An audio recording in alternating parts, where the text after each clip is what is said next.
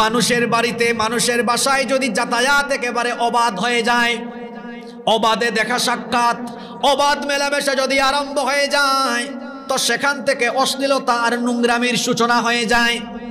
এজন্য আল্লাহ সুন্দর করে আমাদেরকে শিখাচ্ছেন, গোড়া থেকে তোমাদের নীতিমালা ঠিক করো। তোমাদের ঘর বাড়ি ছাড়া অন্য কারো ঘর বাড়িতে অনুমতি না নিয়ে ঢুকো না। আমাদের গ্রামে গঞ্জে দেখা যায় আমরা হামেশাই অনুমতি না নিয়ে একজনের বাড়ির গেইটের ভেতরে আমরা ঢুকে যাই। অবশ্য এই রকম মানুষ আমাদের ফেনীতে নাই, অনুমতি ছাড়াই ঢুকে যায়। অবস্থা হলো এমন, এই বাড়ির মহিলাদের কার চেহারা সুরত কেমন, এই বাড়ির মহিলারা কেমন, এই বাড়িতে নারীর সংখ্যা কেমন, কয়টা মেয়ে আছে, কোন স্কুলে কলেজে পড়ে, দেখা যায় আশেপাশের সকলের কাছে, আশেপাশের বাড়ির সকলের কাছে এই খবর আছে। কারণ হর হামেশাই যাতায়াত হয়। আল্লাহ তাআলা বলছেন না, নিজেদের বাড়ি ছাড়া, নিজেদের ঘর ছাড়া অন্য কারো ঘরে অনুমতি ছাড়া চলে যেও না। তার পারমিশন নাও, তার সম্মতি নাও। যেই সময়ে এই আয়াত নাজিল হচ্ছিল, সেই সময়ে জাহিলি যুগে মানুষগুলো অনুমতি না নিয়ে আরেক বাড়িতে আরেক ঘরে ঢুকে পড়ত। হইয়াইতুম সাবাহান হইয়াইতুম মাসাআন, শুভ সকাল শুভ সন্ধ্যা বলতে বলতে তারা কোনো বাড়িতে ঢুকে যেত। দেখা যেত সেই বাড়ির মানুষেরা অপ্রস্তুত অবস্থায়, এমনকি সেই বাড়ির নারীরা এমন অবস্থায় থাকে, বেসামাল অবস্থায় আছে, অনুমতি না নিয়ে ঢুকে পড়েছে। কারণ আপনার বাড়িতে আপনি তো বেসামাল অবস্থায় থাকতে পারেন কিনা? আপনার ঘরে আপনি বেসামাল অবস্থায় অনুমতি না নিয়ে আরেকজন যদি ঢুকে যায়, তাহলে সমস্যায় পড়ে যেতে পারেন। এই জন্য আল্লাহ তাআলা বলেছেন, নিজের ঘর ছাড়া অন্য ঘরে পারমিশন না নিয়ে ঢুকো না। একজন সাহাবী এসে নবীজিকে জিজ্ঞেস করলেন, ইয়া রাসূলুল্লাহি, সবাই আমার সঙ্গে পড়েন সাল্লাল্লাহু আলাইহি ওয়াসাল্লাম, আতুহিব্বু, তিনি বললেন, ওগো আল্লাহর নবী, আমি আমার মায়ের ঘরে ঢুকবো, আমি কি পারমিশন নিব নাকি? নবীজি বললেন, অবশ্যই, তোমার মায়ের ঘরে গেলেও তুমি পারমিশন নিয়ে যাবা। ওই সাহাবী বললেন, আমার মা তো বয়স্কা বৃদ্ধা মহিলা, আমি ছাড়া আর কেউ সেবা করার নাই, তো আমার মায়ের ঘরে আমি কেন অনুমতি নিয়ে ঢুকবো? নবীজি তখন বললেন, আতুহিব্বু আন তুরা উরিয়ানা, তুমি কি তোমার মাকে উলঙ্গ অবস্থায় দেখতে চাও নাকি? যদি উলঙ্গ অবস্থায় দেখতে না চাও তো পারমিশন নিয়ে ঢুকো। কারণ রুমের ভেতরে প্রত্যেকটা মানুষ যে কোনো হালতে থাকতে পারে, প্রত্যেকটা মানুষেরই প্রাইভেসি আছে। এই জন্য ইসলাম কত সুন্দর নির্দেশনা দিল, আপনার রুম ছাড়া, ঘর ছাড়া অন্য কোনো ঘরে ঢুকতে হলে পারমিশন নিতে হবে। আরেকজন সাহাবী বললেন, ওগো নবী, আমার কয়েকটা এতিম বোন আছে, আমি তাদের দেখাশোনা করি, আমি আমার বোনদের ঘরে যাওয়ার ক্ষেত্রে, এমনকি আমার আপন বোনের ঘরেও যদি যাই, তাহলে কি আমার অনুমতি নেওয়া লাগবে নাকি? নবীজি বললেন, হ্যাঁ অবশ্যই, আপন বোনের ঘরেও যদি যাও তাহলে তুমি অনুমতি নিবা। এই যে আমরা এখানে মাহফিলে এসেছি, অনেকের পরিবারে এমন থাকতে পারে, ভাই তার ভাইয়ের ঘরে অনুমতি ছাড়া ঢুকে, বাপ তার সন্তানদের রুমে অনুমতি ছাড়া ঢুকে, পরিবারের সদস্যরা একজন আরেকজনের ঘরে অনুমতি ছাড়া ঢুকে। এই রকম আদব আখলাক তো কোরআন আমাদেরকে শিখায় নাই। আল্লাহ বলেছেন, কারো ঘরে ঢোকার আগে পারমিশন নাও, কারো ঘরে যাওয়ার আগে পারমিশন নিয়ে ঢুকো। তবে এক জায়গায়, একটা ক্ষেত্রে পারমিশন নেওয়া লাগবে না। কোনো ঘরে আগুন লেগে গেল, কিংবা কোনো বাড়ির উপর বিপদ মুসিবত, আগুন লেগে গিয়েছে, তখন পারমিশন নেওয়া লাগবে না। পারমিশন ছাড়াই গিয়ে আগুন নেভানোর কাজ করেন, মানুষকে বিপদ থেকে উদ্ধারের কাজ করেন। নইলে কারো বাড়িতে গেলে পারমিশন নিতে হবে, সালাম দিতে হবে। কয়টা কাজ? আরো জোরে বলেন। দুইটা, পারমিশন আর সালাম। এখন প্রশ্ন হলো, পারমিশন নিব আগে না সালাম দিব আগে? সুন্নত হলো সালাম দিবেন আগে, আসসালামু ক্বাবলাল কালাম, কালামের আগে হলো সালাম। আগে সালাম দিবেন, তারপরে পারমিশন নেবেন। এই আয়াত যখন নাজিল হলো, এই আয়াত নাজিল হওয়ার পরে দেখা গেল পারমিশন নেওয়ার সিস্টেমটা মানুষ তখন জানতে জানতে লেট হলো, দেরি হলো। কেমনে পারমিশন নিতে হয় মানুষ তখনও বুঝতো না। নবী করিম সাল্লাল্লাহু আলাইহি ওয়াসাল্লাম একবার তার ঘরের ভেতরে আছেন, আবু দাউদ শরীফে এই হাদিস বর্ণিত হয়েছে। একজন সাহাবী জোরে জোরে চিল্লাতে চিল্লাতে নবীজির ঘরের দরজার সামনে গিয়ে বললেন, আলিজু, আমি কি ভেতরে আসতে পারি? চিৎকার করে বললেন, আমি কি ভেতরে ঢুকবো? আল্লাহর নবী তার খাদেমকে ডেকে বললেন, উখরুজ ইলা হাদা ফাআল্লিমহুল ইস্তিদান, ঘর থেকে বের হয়ে তাকে অনুমতির সিস্টেম শিখাও। তাকে গিয়ে বলো, এভাবে চিৎকার চেঁচামেচি করে অনুমতি চাইতে হয় না, আগে যেন সে বলে আসসালামু আলাইকুম, আগে যেন সালাম দেয়, এরপরে সে যেন ঢোকার জন্য অনুমতি চায়। তাকে নবীজির খাদেম ওই লোকটাকে শিখায়া দিলেন। সে তখন সালাম দিয়ে ভেতরে ঢুকলো। সালাম দিয়ে পরিচয় দিবেন। একজন সাহাবী, নাম হলো জাবের বিন আব্দুল্লাহ রাদিয়াল্লাহু আনহু। তিনি বলছেন, আমি আমার বাবার ঋণ সংক্রান্ত বিষয়ে নবীজির সাথে গেলাম সাক্ষাতের জন্য। আমি সালাম দেওয়ার পরে আমার পরিচয় দিলাম, নাম না বলে বললাম আসসালামু আলাইকুম ইয়া রাসূলুল্লাহ। সালাম দিলাম, বললাম আমি এসেছি। নবীজি বললেন, আমি মানে কি? তিনি বললেন আমি। তিনি ভেবেছিলেন আমার কণ্ঠস্বর নবীজি চিনে ফেলবেন। নবীজি বের হয়ে বললেন, আমি আমি, এটা তো কোনো পরিচয় হতে পারে না, বরং সালাম দিয়ে পরিচয় দিবা। যেমন সাইয়েদনা ওমর ইবনুল খাত্তাব রাদিয়াল্লাহু আনহু নবীজির কাছে গেলেন, গিয়ে সালাম দিলেন, তারপরে বললেন আয়াদখুলু উমর, ওগো আল্লাহর হাবিব, ওমর কি ভেতরে আসবে নাকি? এই রকম করে নবীজির কাছে সাহাবীরাও অনুমতি নিয়ে ঢুকতেন। আল্লাহর নবী বলেছেন, কারো ঘরে ঢোকার আগে এই রকম সালাম দিয়ে পারমিশন নিয়ে তারপরে ঢুকো। আর সালাম দেওয়ার পরে, পারমিশন চাওয়ার পরে যদি 2 বার 3 বার পর্যন্ত যদি জবাব না আসে, তাহলে দাঁড়ায়া থেকো না, চলে আসো। যেমন সাদ বিন উবাদা রাদিয়াল্লাহু আনহুর ঘরে নবীজি একবার গেলেন, গিয়ে প্রথমবার সালাম দিলেন, আসসালামু আলাইকুম। সাদ বিন উবাদা রাদিয়াল্লাহু আনহু আস্তে করে উত্তর দিলেন, ওয়ালাইকুম আসসালাম। এমন উত্তর দিলেন, নবীজি সেটা শুনলেন। আপনারা আছেন না ঘুমাই গেছেন? নবীজি সালাম দিলেন, সাদ বিন উবাদা রাদিয়াল্লাহু আনহু আস্তে করে জবাব দিলেন, নবীজি শুনলেন না। নবীজি কিছুক্ষণ পরে আবার সালাম দিলেন। সাদ বিন উবাদা রাদিয়াল্লাহু আনহু ঘরের ভেতর থেকে আস্তে করে উত্তর দিলেন। সাদ বিন উবাদা রাদিয়াল্লাহু আনহুর ছেলে গিয়ে বলছে, আব্বা, আপনাকে নবীজি সালাম দেন, আপনি কেন আস্তে করে উত্তর দেন? তখন বাপ ছেলেকে বললেন, চুপ থাকো, উত্তরটা ইচ্ছে করে আস্তে আস্তে দিচ্ছি, কারণ সালামের অর্থ হলো দোয়া। সালাম মানে হলো দোয়া। আল্লাহর নবী হলেন আল্লাহর উপরে এই পৃথিবীতে তার সবচেয়ে বেশি মর্যাদা। তিনি যদি সালামটা আমার এবং আমার ঘরের মানুষের উপর 2 বার 3 বার দেন, আমার ঘরের উপর রহমত আর বরকত একটু বেশি নাজিল হবে। এই জন্য ইচ্ছে করে আস্তে জবাব দিচ্ছি। কিছুক্ষণ পরে নবীজি আবার সালাম দিয়েছেন, তখনও তিনি আস্তে করে জবাব দিলেন। 3 বার সালাম দেওয়ার পরে যখন ভেতর থেকে কোনো জবাব নবীজি সুস্পষ্ট শুনলেন না, তখন নবীজি চলে যাচ্ছেন। সাদ বিন উবাদা রাদিয়াল্লাহু আনহু ঘর থেকে তখন বের হলেন। বের হয়ে নবীজিকে আটকালেন, বললেন, নবী গো, আপনি চলে যাচ্ছেন কেন? নবীজি বললেন, 3 বার সালাম দিলাম, 3 বারই রেসপন্স পাই নাই। তখন সাদ বিন উবাদা রাদিয়াল্লাহু আনহু বললেন, 3 বারই জবাব দিয়েছি, কিন্তু আপনার পবিত্র জবান থেকে আমি বেশি দোয়া পাবার আশায় আস্তে করে জবাব দিয়েছি, যেন আপনি 2-3 বার বা আরো বাড়িয়ে সালাম দেন, আর আমার ঘরে যেন আরো বেশি রহমত বরকত নাজিল হয়। ওগো আল্লাহর নবী, বেয়াদবি নিবেন না, আপনার থেকে দোয়া পাওয়ার আশায় আমি এটা করেছি। নবীজি কিছু মনে করলেন না। সাদ বিন উবাদা রাদিয়াল্লাহু আনহুর সাথে তার বাড়িতে গেলেন। বাড়িতে গিয়ে তিনি আল্লাহর কাছে দোয়া করলেন, আল্লাহ, সাদের ঘরে তুমি আরো বেশি রহমত নাজিল করে দাও। এই হাদিস থেকে কি শিখলেন? কারো বাড়িতে গিয়ে কিছুক্ষণ পর পর সালাম দিয়ে 3 বার পর্যন্ত অপেক্ষা করবেন। জবাব নাই, চলে আসতে হবে। জবাব নাই, চলে আসতে হবে। উকিঝুঁকি মারা যাবে না। বিভিন্ন গ্রামে আছে যুবক ছেলেরা, তরুণ যুবক ছাত্ররা, শোনো, বিভিন্ন বাড়িতে সুন্দর সুন্দর মেয়ে আছে, গেটের উপর দিয়ে উকি মারে। এরকম ছেলে ফেনীতে নাই? নবীজি বলেছেন, খবরদার, কারো বাড়িতে উকি ঝুঁকি মারবা না, কারো বাড়িতে উকি ঝুঁকি মেরে কিছু দেখার চেষ্টা করবা না।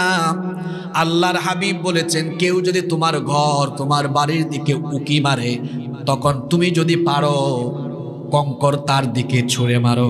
এতে করে তার চোখের যদি কোনো ক্ষতিও হয়ে যায়, তোমার কোনো গুনাহ হবে না। এর মানে আপনাদেরকে কঙ্কর মারা শেখাচ্ছি না, ভয়াবহতা বোঝাচ্ছি। যে কারো বাড়ির দিকে উকি ঝুঁকি মারা এটা কত বড় গুনাহের কাজ। নবীজির খাদেম আনাস বিন মালিক রাদিয়াল্লাহু আনহু তিনি বলছেন, নবীজি ঘরের ভিতর বসা, এক লোক নবীজির কামরার দিকে এসে উকি ঝুঁকি মারছে। নবীজি এত বেশি রাগান্বিত হলেন, নবীজির হাতে তীর ছিল, তীর নিয়ে নবীজি এত দ্রুত ওই লোকটার দিকে এগিয়ে গেলেন। হযরতে আনাস রাদিয়াল্লাহু আনহু বলছেন, আমি ভেবেছিলাম নবীজি মনে হয় গিয়ে ওই তীরটা তার পেটের ভেতরে ঢুকায় দিবেন, কিন্তু দেখলাম না, নবীজি দ্রুত গিয়ে বললেন, খবরদার এইভাবে করে উকি ঝুঁকি মেরো না, এটাকে নিষেধ করেছেন কে? আর কারো বাড়িতে ঢোকার আগে পারমিশন নিতে হয় কেমনে, সেটাও নবীজি শিখিয়েছেন।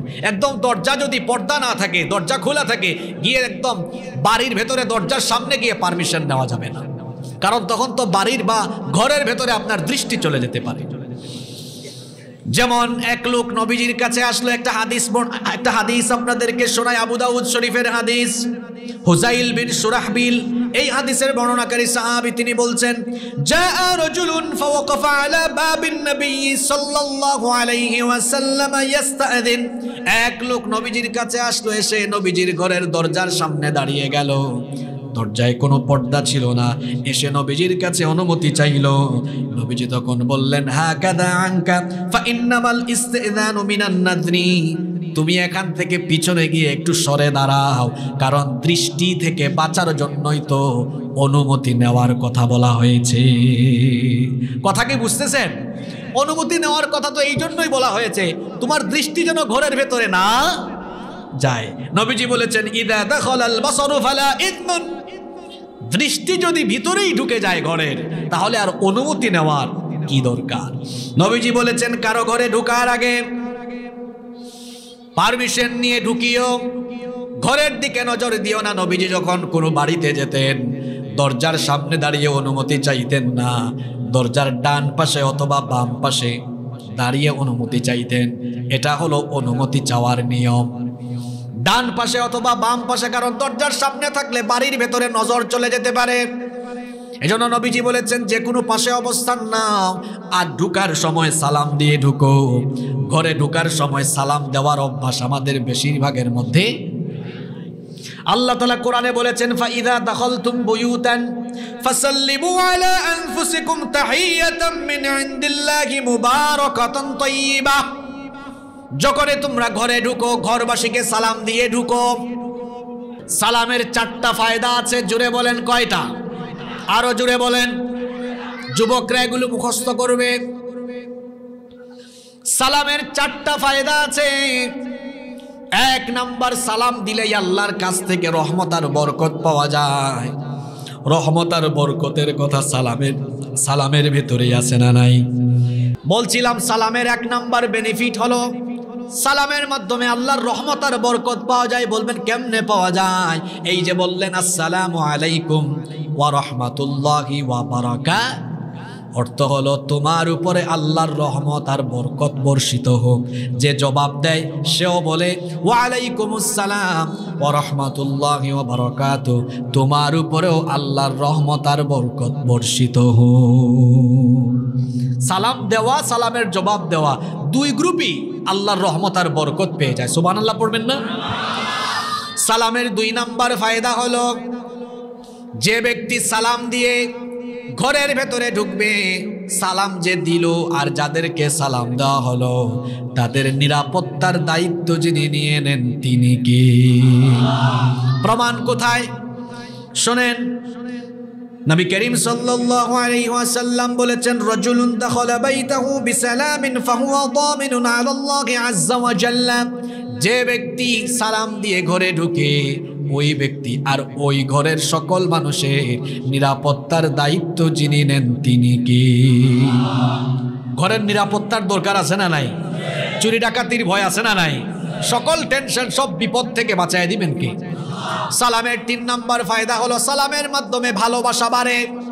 নবীজি বলেছেন, লা তাদখুলুল জান্নাহ হাত্তা তুমিনু, ততক্ষণ পর্যন্ত জান্নাতে ঢুকতে পারবা না যতক্ষণ না ঈমানদার হও। ওয়ালা তুমিনু হাত্তা তাহাব্বু, ততক্ষণ পর্যন্ত ঈমানদার হতে পারবা না যতক্ষণ না একজন আর একজনকে আল্লাহর জন্য ভালোবাসো।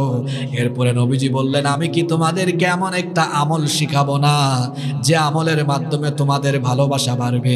সে আমলটা হলো আফশুস সালামা বাইনাকুম, তোমাদের মধ্যে সালামের প্রচলন বাড়িয়ে দাও। একজনের সাথে দেখা হয়েছে, সালাম দেন, মহব্বত বাড়িয়ে দিবেন কি? বউ রাগ করে আছে, বাড়িতে গিয়ে একটু সালাম দিয়ে আসসালামু আলাইকুম, দেখবেন রাগও চলে যাবে। কারণ সালাম অর্থ কি? শান্তি। আগুন নিভানোর জন্য শান্তির দরকার আছে না নাই? কেউ আপনার উপর রাগ করেছে, আপনি পাল্টা রাগ করিয়েন না, আপনি বলে দিয়েন আসসালামু আলাইকুম।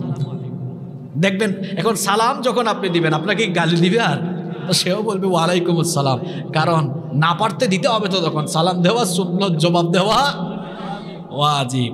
কেউ আপনার সাথে রাগ করেছে, ঠিক আছে, একটা মেসেজ দেন আসসালামু আলাইকুম, দেখবেন মেসেজের জবাবে গালি দিবে না, বরং উল্টা টেক্সট দিবে ওয়ালাইকুমুস সালামের 4টা ফজিলত আছে। 1 নাম্বার বলেছি, সালামের মাধ্যমে রহমত বরকত পাওয়া যায়। 2 নাম্বার, সালামের মাধ্যমে আল্লাহর নিরাপত্তা পাওয়া যায়। 3 নাম্বার, সালামের মাধ্যমে পারস্পরিক ভালোবাসা বেড়ে যায়। 4 নাম্বার, সালামের মাধ্যমে দোয়ার বিনিময় হয়ে যায়। সালাম মানে দোয়া। আপনি সালাম দিলেন মানে যাকে সালাম দিলেন তার জন্য দোয়া করলেন, আর যে সালামের জবাব দিল সেও আপনার জন্য দোয়া করলো।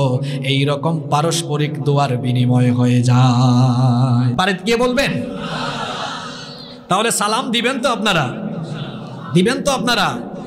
কারো বাড়িতে ঢোকার আগে কয়টা কাজ? আরো জোরে বলেন।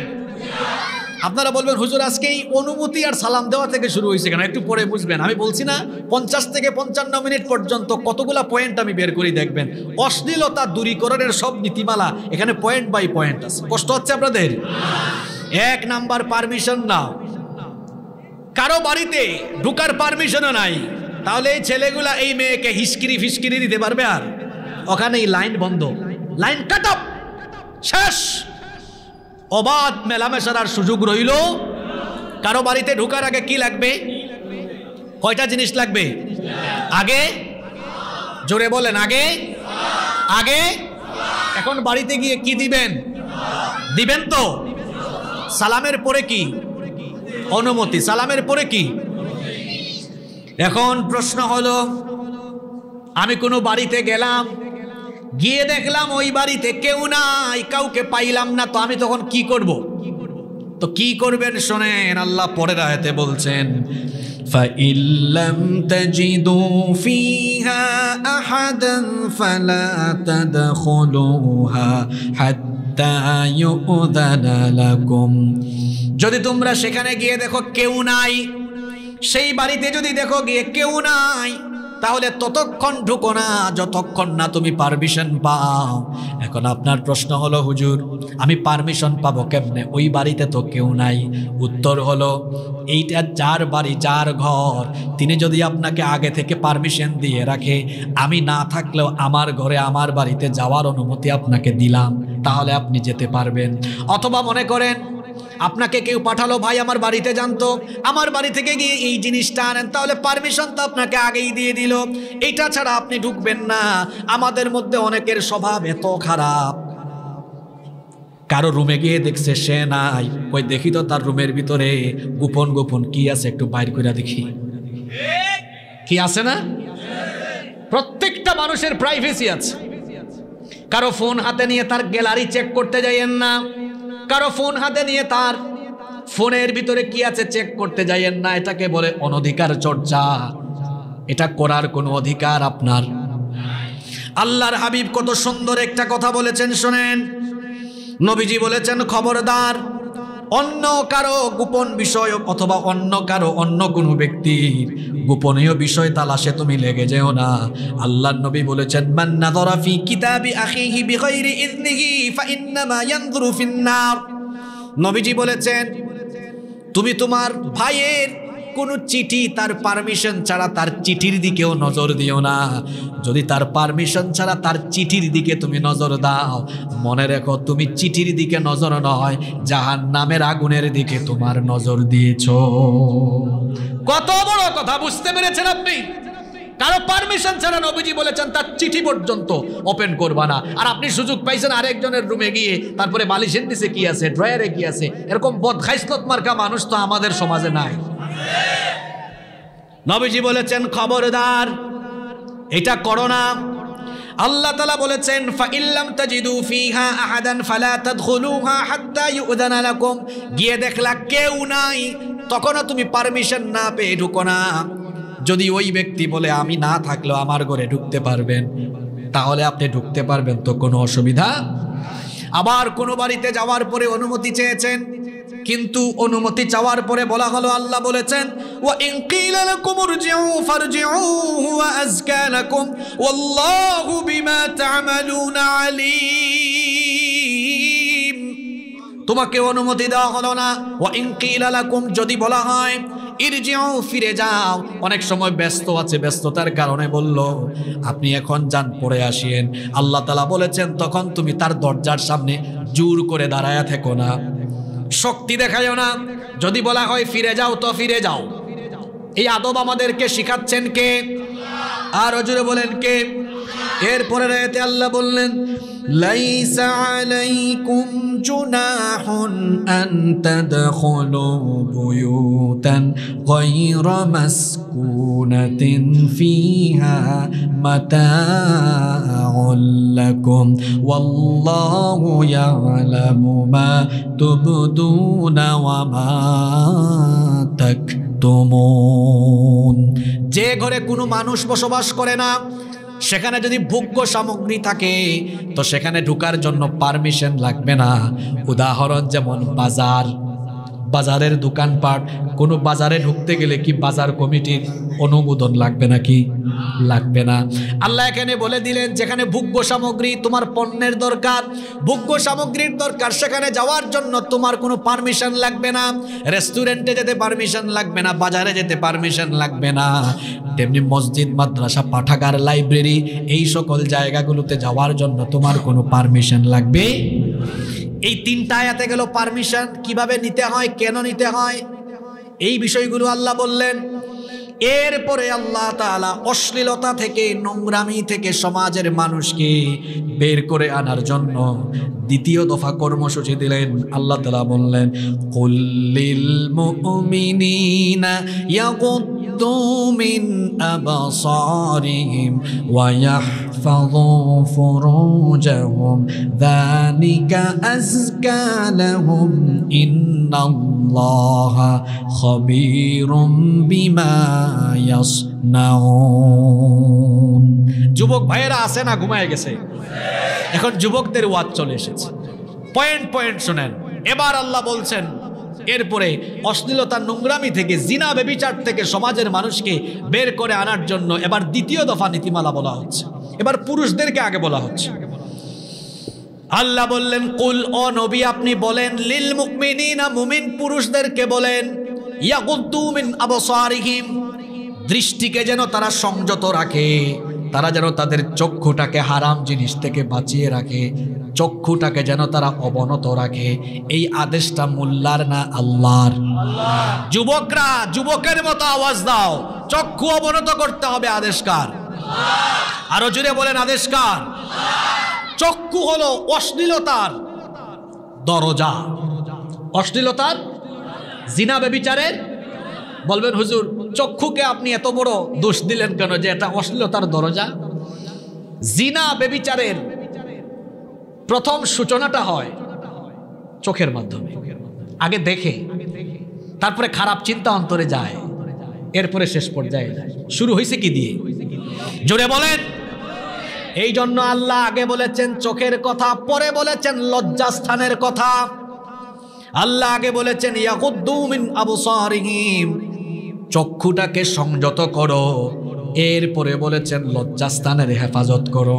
কারণ হলো চক্ষুটাকে যদি কন্ট্রোলে রাখা না যায় তাহলে লজ্জাস্থান হেফাজতে থাকবে। অবৈধ যৌনাচার শুরু হয়ে যাবে যদি চক্ষুকে হেফাজত রাখা না যায়। এজন্য আল্লাহ আগে বলেছেন চক্ষুটাকে হেফাজত করো, চক্ষুটাকে কন্ট্রোল করো। এই চোখের সকল খেয়ানত কেউ না জানলেও যিনি জানেন তিনি কি? ও যুবক ভাইয়েরা, দিনের বেলা যে কালো সানগ্লাস, কালো চশমা পরে, কালো চশমার ফাঁক দিয়ে আড়ালে মেয়েদেরকে দেখো, এটা কেউ দেখে না, কারণ চশমাটা এমন। কালো চশমার ভেতরে আপনার চক্ষু কোন দিকে যায় আপনি জানেন, মানুষ জানে না। কিন্তু মানুষ না জানলেও যিনি জানেন তিনি কি? আল্লাহ বলেছেন ইয়ালামু খাইনাতাল আয়ুনি ওয়া মা তুখফিস সুদূর। চোখের খেয়ানত মানুষ না জানলেও জানেন কে? এজন্য আল্লাহ বলেছেন সাবধান, চক্ষুকে হেফাজত করো। আর এই যুগে চোখের হেফাজত এটা সবচেয়ে বড় চ্যালেঞ্জ, সবচেয়ে বড় চ্যালেঞ্জ এটা। আপনি বলবেন কেন এটা সবচেয়ে বড় চ্যালেঞ্জ? সকালবেলা ঘর থেকে বের হয়েছেন, রাস্তাঘাটে বিলবোর্ড, সাইনবোর্ড, ব্যানার, ফেস্টুনে উলঙ্গ, অর্ধ উলঙ্গ মেয়েদের ছবি। পত্র পত্রিকা, ম্যাগাজিন, পত্রিকা উল্টাবেন বিনোদন পাতা, ম্যাগাজিন উল্টাবেন সেখানেও বিনোদন পাতা। ফোন নিয়েছেন, সোশ্যাল মিডিয়ায় যাবেন, একটু খবরাখবর দেখবেন, সেখানেও দেখবেন স্ক্রল করলে ভালো ভিডিওর নিচে 3টা বাজে ভিডিও চলে আসে। ইউটিউবে ওয়াজ শুনতে যাবেন, ওয়াজের ভিডিওর নিচে আরেকটা খারাপ ভিডিও চলে আসে। তো এই রকম অবস্থা। এখন আপনার চক্ষুকে আপনি বাঁচাবেন কেমনে, হেফাজত করবেন কেমনে? কি সুন্দর নবীজি শিখালেন। আসাদুল্লাহিল গালিব শেরে খুদা আলী রাদিয়াল্লাহু আনহু কাররামাল্লাহু ওয়াজহাহু, নবীজি আলী রাদিয়াল্লাহু আনহুকে একদিন ডেকে বললেন, ইয়া আলী, হে আলী, লা তুতবিউন নাযরাতান নাযরা। কি সুন্দর কথা নবীজি বললেন, লা তুতবিউন নাযরাতান নাযরা। হে আলী, দৃষ্টির পরে দৃষ্টি দিও না। অর্থাৎ ভুলবশত, অসাবধানতা বশত দৃষ্টি দিয়ে ফেলেছো হারামের দিকে অথবা অশ্লীলতার দিকে, দৃষ্টির পরে পুনরায় আবার দৃষ্টি দিও, পুনর্দৃষ্টি দিও না। একবার চক্ষু চলে গিয়েছে, ফিরায়া আনো, সংযত করো, অবনত করো। এর কারণ হলো ফা ইন্না লাকাল উলা, প্রথম দৃষ্টিটা ছিল তোমার দৃষ্টি, প্রথম দৃষ্টিটা ছিল ক্ষমার যোগ্য, ওয়ালাইসাত লাকাল আখিরা, কিন্তু পরবর্তী নজরটা আর ক্ষমার যোগ্য হবে। এজন্য দৃষ্টির পরে দৃষ্টি দিও না। যুবকরা আজকে একটা স্লোগান শিখো, রাস্তাঘাটে সুন্দরী মেয়ে দেখলে এক দুস্ত আর এক দুস্তরে কও, দোস্ত কি যে দেখলাম, মাথা ঠিক নাই। এই মাথা ঠিক না থাকা ছেলে হইও না, বরং তোমার বন্ধু যদি দৃষ্টি দিয়ে দেয় এই হাদিসটা শোনায় দিও, বন্ধু দৃষ্টির পরে দৃষ্টি আর দিও। নবীজি বলেছেন দৃষ্টির পরে দৃষ্টি দিও। কারণ অনেকে ভাববে যেহেতু দৃষ্টির পরে দৃষ্টি, তাহলে প্রথম দৃষ্টি আমি দিয়ে দিব। না, এটা বলা হয়েছে অসাবধানতা বশত দৃষ্টি চলে গিয়েছে। তো দৃষ্টির পরে আর দৃষ্টি, নজরের পর আর নজর হবে, এটা ভুলবশত অনিচ্ছাকৃতভাবে হয়ে গেছে। তাই বলে কি ইচ্ছা করে প্রথমবারই নজর দেওয়া যাবে? না, ইচ্ছা করে প্রথমবারই নজর দিয়েন না, নজর ঠিক করেন। কারণ নজরের ব্যাপারে আরেক হাদিস এসেছে, নবীজি বলেছেন ইন্নান নাযরাতা সাহমুম মিন সিহামি ইবলিস মাসমুম। নবীজি বলেছেন হারাম নজর এটা হলো শয়তানের নিকৃষ্ট তীর সমূহের মধ্যে একটা নিকৃষ্ট তীর। নবীজি বলেছেন, এটা হাদিসে কুদসি, হাদিসে কুদসিতে আল্লাহ বলেছেন মান তারাকাহা মিম্মা খাফাতি আবদালতুহু ঈমানান ইয়াজিদু হালাওয়াতাহু ফি কলবি। আমার কোন বান্দা যদি আমাকে ভয় করে তার দৃষ্টিটাকে পরনারীর দিক থেকে অথবা অশ্লীলতা বেহায়াপনার দিক থেকে ফিরায়া আনতে পারে, আমি তার বিনিময়ে আমার বান্দাকে এমন ঈমান দিব যে ঈমানের প্রকৃত স্বাদ তার অন্তর দিয়ে সে আস্বাদন করবে। আল্লাহর নবী আরো বলেছেন মা মিন মুসলিমিন ইয়ানজুরু ইলা মাহাসিনি ইমরাআহ أول مرة ثم يغض بصره إلا أحدث الله له عبادة يجد حلاوتها নবীজি বলেছেন যদি কোনো মুসলিম ব্যক্তি ভুলবশত কোনো সুন্দরী নারীর দিকে তার নজর দেওয়ার পরে আল্লাহর ভয়ে নজরটা ফিরায়া নেয়, আল্লাহ তাআলা ওই ব্যক্তিকে এমন এক নিয়ামত দিবেন, ইবাদতের স্বাদ সে আস্বাদন করতে পারবে। আমরা অনেকে ইবাদত করি, মজা লাগে না, আর নবীজি বলেছেন শুধু চক্ষু হেফাজত করতে পারলে বান্দা যে ইবাদত করবে, তিলাওয়াত করবে, জিকির করবে, নামাজ পড়বে, সব ইবাদতের স্বাদ ভিতর থেকে অন্তর থেকে অনুভব করবে। সুবহানাল্লাহ। কি বাঁচায় রাখলে? জোরে বলতে হবে। যুবকরা কথা বলো, আমি একটারা বেশি বলো। কি বাঁচাইতে হবে? অশ্লীলতার দরজা কি? অশ্লীলতার ভেতরে ঢুকে, এই ভেতরে ঢুকার দরজাটা কি? প্রথমে দেখে, ওই যে বললাম, প্রথমে দেখে, তারপর রাতের বেলা ভাবে, পরের দিনও ভাবে, কয়েকদিন চিন্তা করে, এরপরে চূড়ান্ত গুনাহে চলে যায়। এজন্য অশ্লীলতার সূচনা হয় কি দিয়ে? এজন্য আল্লাহ এই আয়াতে বললেন, ও নবী কুল্লিল মুমিনিনা ইয়াগুদ্দু মিন আবসারিহিম, মুমিন পুরুষদেরকে বলেন তারা যেন তাদের চক্ষুকে সংযত রাখে, দৃষ্টিকে যেন অবনত করে, চক্ষু যেন হেফাজত করে। এই চোখের হেফাজত আপনি কি দিয়ে করবেন? প্রথমত পরনারীর দিকে দৃষ্টি দিবেন না। মাহারাম নারী ব্যতীত 14 জন নারী আপনার জন্য মাহারাম। এই 14 জন নারী ছাড়া অন্যান্য নারীর দিকে ইচ্ছা করে কাম ভাব নিয়ে আপনি নজর দিতে পারবেন? চক্ষু দিয়ে হারামের দিকে তাকানো চোখের জিনা, জবান দিয়ে অশ্লীল কথা বলা জবানের জিনা, কান দিয়ে বাজে কথা শোনা কানের জিনা, হাত দিয়ে পা দিয়ে জিনাহের দিকে অগ্রসর হওয়া, এটা হলো হাত পায়ের জিনা। সবচেয়ে মারাত্মক গুনাহ হলো চোখের জিনা, কারণ জিনাহের উৎপত্তি হয় চক্ষু দিয়ে। এই জন্য চোখের হেফাজতের কথা বলেছেন কে? আল্লাহর নবীর খুব সুন্দর একটা হাদিস আমি বিশেষ করে যুবকদেরকে শোনাই। নবীজি বলেছেন, ইদমানু লি সিত্তাম মিন আনফুসিকুম আদমানু লাকুমুল জান্নাহ। নবীজি বলেছেন তোমরা আমার জন্য যদি 6টা জিনিসের দায়িত্ব নাও, আমি তোমাদের জন্য জান্নাতের জিম্মাদার হয়ে যাব। কয়টা জিনিস? 6টা জিনিসের ব্যাপারে সচেতন হয়ে যাও। কোন 6টা জিনিস? নাম্বার 1, উসদুকু ইদা হাদ্দাসতুম, যখন কথা বলো তখন সত্য কথা বলো, মিথ্যা বলো না। আমাদের সমাজে মিথ্যা বলা এরকম মানুষের সংখ্যা বড় কম। আপনারাই বলছেন বেশি, আমি আর নিচের দিকে নামলাম না। মিথ্যা আর মিথ্যা, মিথ্যা আশ্বাস আর মিথ্যা আশ্বাস। নবীজি বলেছেন যখন বলো তখন সত্যটা বলো। ওয়া আউফু ইদা ওয়াআদতুম, যখন ওয়াদা করো ওয়াদা ঠিক রাখো, ওয়াদা ভঙ্গ করো না। 3 নম্বর, ওয়াআদু ইদা তুমিনতুম, যখন তোমাদের কাছে আমানত রাখা হয় আমানতের খেয়ানত করো না। 4 নম্বর, ওয়াহফাদু ফুরুজাকুম, তোমাদের লজ্জাস্থানের হেফাজত করো। 5 নম্বর, গদ্দু আবসারাকুম, চোখের হেফাজত করো, চোখের দৃষ্টিটাকে অবনত করো। 6 নম্বর হলো কাফু আইদিয়াকুম, তোমাদের হাতকে অন্যায় থেকে বাঁচায়া রাখো। এই 6টা কাজ যদি করতে পারো, আমি কিয়ামতের দিন তোমার জন্য জান্নাতের জিম্মাদার হয়ে যাব। নবীজি আরো বলেছেন রাস্তাঘাটে চলার সময় চক্ষুকে হেফাজত করো। অনেক ছেলেরা আছে গার্লস স্কুল, মহিলা কলেজ ছুটি হওয়ার সময় কলেজের গেটের সামনে এতিমের মতো, ভিক্ষুকের মতো দাঁড়ায় থাকে। রাস্তারও হক আছে।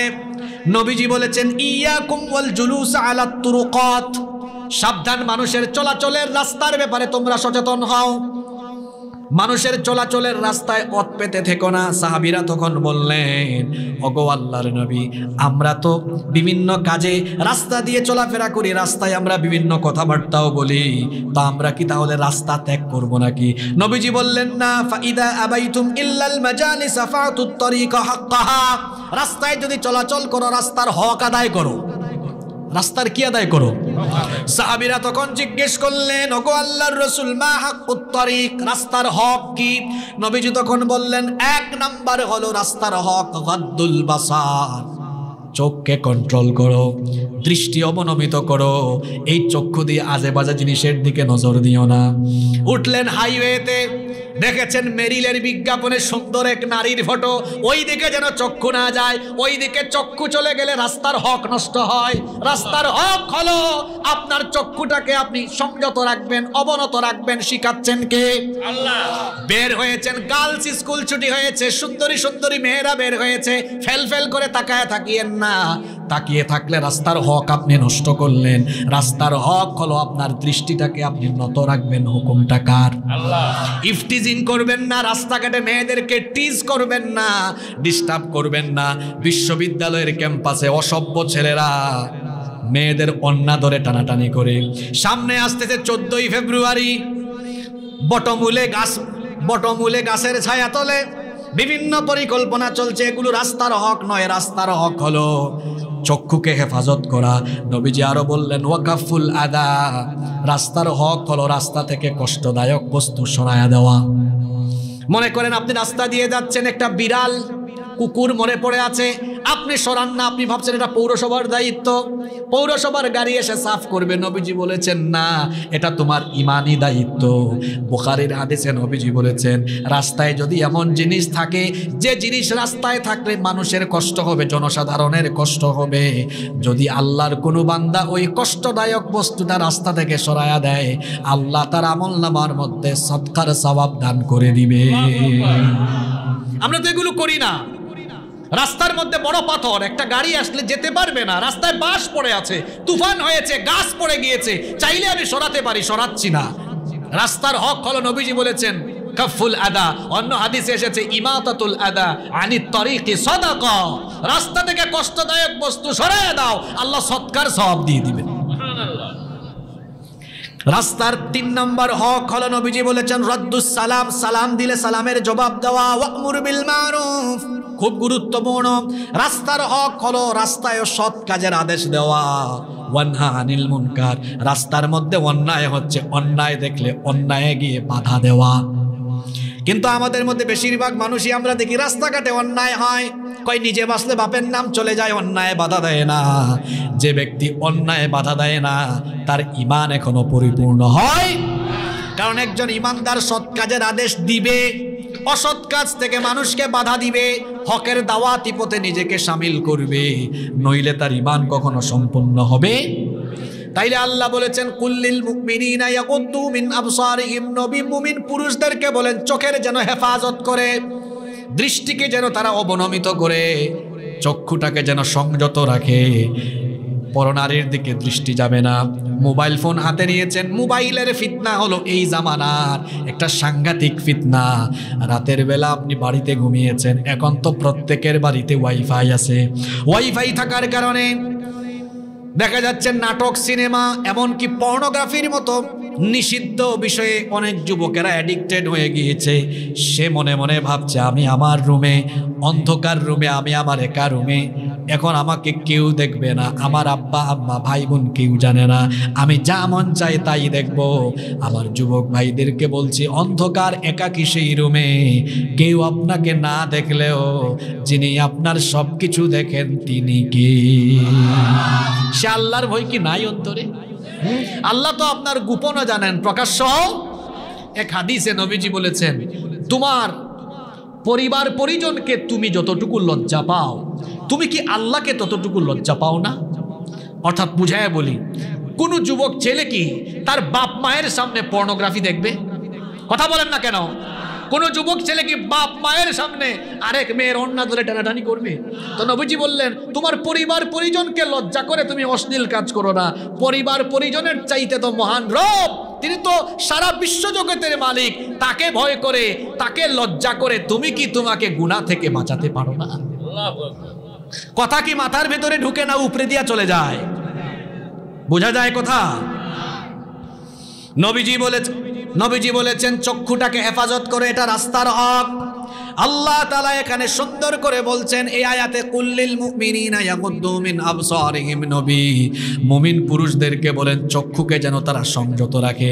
তবে এক জায়গায় চক্ষু সংযত রাখা লাগবে না, সেটা হলো নিজের স্ত্রী, মন ভরে দেখেন।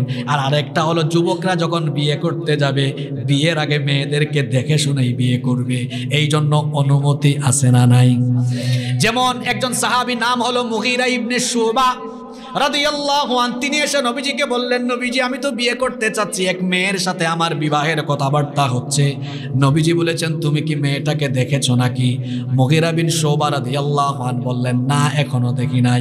নবীজি তখন বললেন তুমি বিয়ে করতে চাও কিন্তু মেয়েটাকে এখনো দেখলা না, যাও মেয়েটাকে গিয়ে দেখো, উনজুর ইলাইহা ফাইন্নাহু আহরা আন ইউদামা বাইনাকুমা, যাও তাকে গিয়ে দেখো, দেখলে তোমাদের মধ্যে আন্ডারস্ট্যান্ডিং হয়তো আরো বেশি বেড়ে যেতে, যাও দেখো, তাহলে এই জায়গায় দেখা যাবে। তবে আমাদের দেশে বিয়ের আগে আবার মেয়েকে সমাজের মানুষ এমন ভাবে দেখে মনে হয় যেন কুরবানির গরুর মতো দেখছে।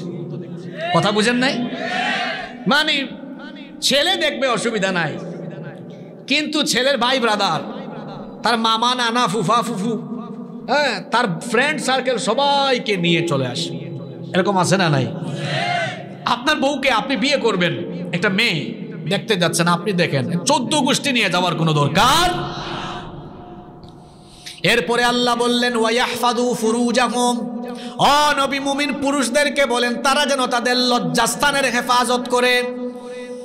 মুমিনদের একটা গুণাবলী হলো, আল্লাহ সূরা মুমিনুনে বলেছেন ওয়াল্লাযীনা হুম লিফুরুজিহিম হাফিযুন।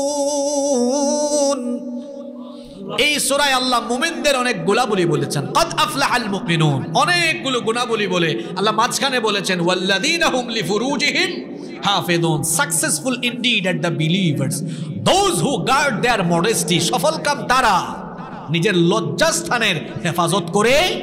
যারা লজ্জাস্থানের হেফাজত করার দুইটা ব্যাখ্যা মুফাসসিরগণ দিয়েছেন। প্রথম ব্যাখ্যা হলো সতর ঢাকা, অর্থাৎ পর্দা করে চলা। পুরুষের জন্য পর্দা আছে, অনেক যুবক আছে অসভ্য ছেলের মতো হাফ প্যান্ট পরে, হাঁটুর উপরে প্যান্ট পরে, তারপরে রাস্তাঘাটে হাঁটাহাঁটি করে, এইভাবে যে সে চলল, সেটা লজ্জাস্থানের হেফাজতের প্রথম যে অর্থ দেওয়া হয়েছে সেটা লঙ্ঘন করলো। আর মুফাসসিরগণ 2 নম্বর অর্থ দিয়েছেন, লজ্জাস্থানের হেফাজতের অর্থ হলো জিনা ব্যভিচার অশ্লীলতা থেকে নিজের লজ্জাস্থানকে বাঁচিয়ে রাখো। ও আমার যুবক ভাইয়েরা, নিজের চরিত্র বানাও সাইয়েদনা ইউসুফ আলাইহিস সালামের মতো। তোমার চেহারা আর কি সুন্দর, তুমি ফেনীতে গেলে কয়টা মেয়ে তোমার দিকে তাকায়। ইউসুফ নবী, তাকে আল্লাহ এত সুন্দর করে বানিয়েছেন, তার চেহারা সুরত এত সুন্দর ছিল, যাকে দেখে মিশরের সেই যুগের সুন্দরী নারীরা রূপে মুগ্ধ হয়ে গিয়ে ফল কাটতে গিয়ে আঙ্গুল কেটেছে, টেরও পায় নাই। এত সৌন্দর্য আল্লাহ তাকে দিয়েছেন। নবীজি বলেছেন ইউসুফ পয়গম্বরকে আল্লাহ দুনিয়ার অর্ধেক সৌন্দর্য দিয়েছেন। সুবহানাল্লাহ, বাড়িতে গিয়ে বলেন আপনারা, দুনিয়ার অর্ধেক সৌন্দর্য। এত সুন্দর সুপুরুষ তিনি, যাকে দেখলে চোখ ফেরানো যায় না। যেই ঘরে লালিত পালিত হলেন, সেই ঘরের মহিলা জুলাইখা, তিনিও সুন্দরী নারী। কৈশোর কাল থেকে ইউসুফ আলাইহিস সালামকে তার চোখের সামনে দেখছেন। দেখতে দেখতে ইউসুফ আলাইহিস সালামের প্রতি এত বেশি মোহাবিষ্ট হয়ে গেলেন, একদিন তিনি নির্জনে তার দাসীর মাধ্যমে তার খাস কামরায় নিয়ে আসলেন। এরপরে তাকে কুপ্রস্তাব দিলেন, বললেন দেখো এখানে শুধু তুমি আর আমি আছি, আর কেউ নাই, আসো আমার মনোবাসনা পূরণ করো। ইউসুফ আলাইহিস সালাম বললেন, দুষ্ট মহিলা কি বলে, এখানে নাকি সে আর আমি আর কেউ নাই। এই মহিলা তো জানে না এখানে আরেকজন আছেন, সব দেখছেন, তিনি কি আল্লাহ। এখানে যে যুবকরা আছে, এদেরকে যদি কোনো ফেনীর সুন্দরী একটা মেয়ে একবার বলে আই লাভ ইউ, ভাববেও না, উত্তর দিবে I love you two.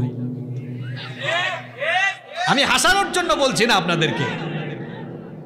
Yusuf আলাইহিস সালাম তাকে ডেকেছে মিশরের সবচেয়ে সুন্দরী নারী তখনকার জুলাইখা, একেবারে তার ব্যক্তিগত রুমে নিয়েছে।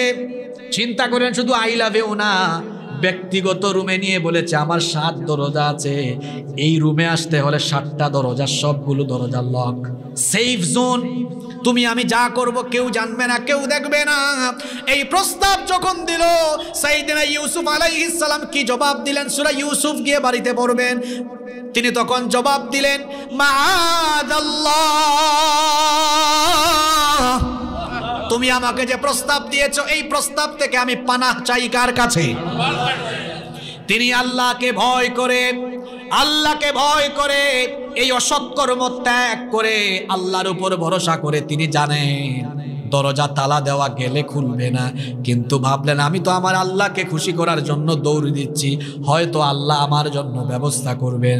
তিনি তালাবদ্ধ দরজার দিকে যখন আল্লাহর উপর ভরসা করে দৌড় দিলেন, আল্লাহ বললেন ইউসুফ পরীক্ষায় পাশ করে ফেলেছ, দরজা জুলাইখা বন্ধ করে রেখেছে, সে মনে করেছে চাবি শুধু তার কাছে আছে, কিন্তু আমার কাছেও কুদরতি চাবি আছে না নাই?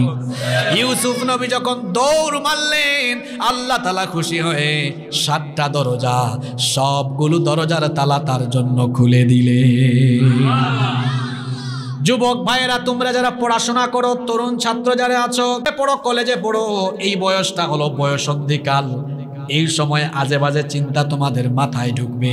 যারা কলেজে পড়ছো, ইউনিভার্সিটিতে পড়ছো, কিংবা মাত্র যারা পড়াশোনা শেষ করেছো, আজে বাজে চিন্তা মাথায় আসবে, কিন্তু এই চিন্তাগুলোকে রিমুভ করে দিতে হবে।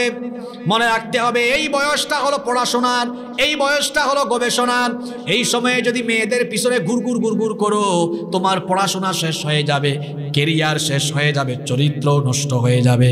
এই বয়সটা মেয়েদের পিছনে ঘুরঘুর করার বয়স নয়, বরং এই সময়টাতে পড়াশোনায় মন দাও, পড়াশোনায় মনোযোগী হও, আজান হলে নামাজে যাও, চরিত্র সুন্দর করো, কেরিয়ার সুন্দর করো। তুমি কেন মেয়ের পিছনে ঘুরঘুর করবা? তোমার চরিত্র যদি সুন্দর হয়, কেরিয়ার যদি ভালো হয়, তো দেখবা সুন্দরী সুন্দরী মেয়ের বাপ তোমার কাছে মেয়ে বিয়ে দেওয়ার জন্য তোমার পিছে লাইন ধরে ঘুরঘুর করবে। তুমি সিদ্ধান্ত নাও, নাও ডিসিশন ইজ ইউর, সিদ্ধান্ত তোমার। তুমি কি অসভ্য ছেলের মতো ঘুরঘুর করবা, না মেয়েদের বাপকে ঘুরাবা? সিদ্ধান্ত তুমি নাও। আল্লাহ বলেছেন কুল্লিল মুমিনিনা ইয়াগুদ্দু মিন আবসারিহিম, ও নবী মুমিন পুরুষদেরকে বলেন তারা যেন তাদের চক্ষুকে সংযত রাখে, দৃষ্টিকে অবনত রাখে, আর লজ্জাস্থানের যেন হেফাজত করে। যদি তারা এটা করে, যালিকা আযকা লাহুম, এটা হবে তাদের জন্য অধিকতর পবিত্রতা, এটাই হবে তাদের জন্য পবিত্র বিষয়। এখন আপনাদেরকে এতক্ষণ বলছি, আজকে মহিলা প্যান্ডেল এখানে আছে নাকি? অসুবিধা নাই, মহিলারা তো বাড়ি থেকে শুনছি।